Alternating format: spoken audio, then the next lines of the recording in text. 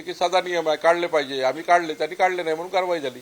गुलाबराव पाटलांनी जळगावमध्ये म्हटलं तर सन्मान दिला नाही, ते आम्ही स्वबळावर केलं. नाही, गुलाबराव पाटील तर स्वभावाप्रमाणे बोलत असतात, पण माननीय देवेंद्रजी, माननीय एकनाथजी, आम्ही सर्व बसलो होतो. त्यामध्ये महायुतीचाच निर्णय झाला आहे.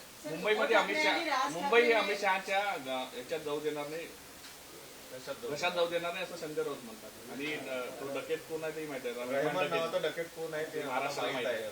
असं आहे की त्यांना बोलायला काही मुद्दे नाही. त्यांना मुंबईच्या विकसित मुंबईचा प्लॅन काय हे माहिती नाही. त्यांच्याकडे डेव्हलपमेंटचा अजेंडा नाही.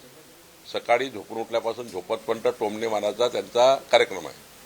टोमणे मारत राहतात. त्यांनाही माहिती आहे महाराष्ट्राची मुंबई, मुंबई महाराष्ट्राची. सारं जोपर्यंत चंद्र सूर्य आहे तोपर्यंत मुंबईला महाराष्ट्रापासून कोणी वेगळं करणार नाही. हे माननीय मुख्यमंत्री एकनाथ शिंदेजी, देवेंद्रजी, या राज्याच्या सर्वच 14 कोटी जनतेला वाटतं आहे. आणि त्यामुळं हे जे आहे ना, हे फक्त काहीतरी दिवसभर टीव्हीमध्ये दिसलं पाहिजे, दिवसभर चाललं पाहिजे, काहीतरी लोकांनी आपल्याला ते सकाळी फेसबुकवर कॉमेंट केले पाहिजे, काहीतरी आपले लाईक्स डिसलाईक राहिले पाहिजे लोकांमध्ये, म्हणून ते करत राहतात. कालच निवडणूक जाहीर झाली आणि आज ते म्हणतात की पैशाचा महापूर वाहणार आहे आणि पैशाचा वापर होणार.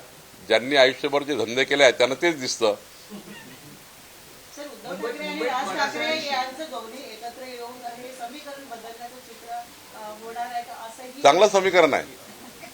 गौरी एकत्र चांगलं समीकरण आहे. लोकाला कळतं असे समीकरण का तयार होतात. जेव्हा जनाधार संपतो, जेव्हा तुमचा आधार संपतो, तेव्हा असे समीकरण तयार होतात. असं आहे. त्यांना एकत्र यायला काही मनाई नाही आहे. त्यांना आमच्या शुभेच्छा आहे. पण विजन काय आहे? 45 वर्ष उद्धव ठाकरेजीकडे महापौर होता मुंबईचा.